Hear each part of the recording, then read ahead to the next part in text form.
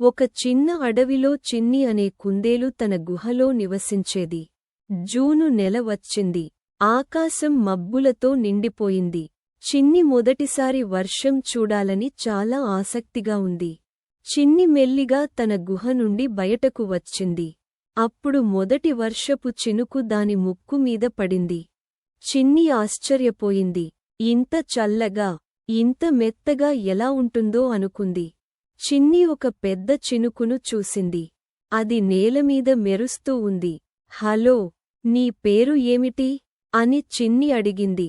చినుకు చిరునవ్వుతో, నేను టిప్పీ అని చెప్పింది.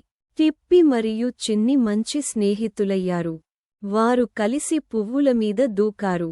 చెట్ల క్రింద దాక్కున్నారు. చిన్ని టిప్పికి తన గుహ చూపించింది. టిప్పి చిన్నికి ఆకాశం గురించి చెప్పింది. కాసేపటికి వర్షం ఆగిపోయింది. సూర్యుడు బయటకు వచ్చాడు. టిప్పి మెల్లిగా అదృశ్యమవుతోంది. నేను వెళ్ళిపోతున్నాను చిన్ని, కానీ ఆకాశంలో నుండి నిన్ను చూస్తూనే ఉంటాను అని టిప్పి చెప్పింది.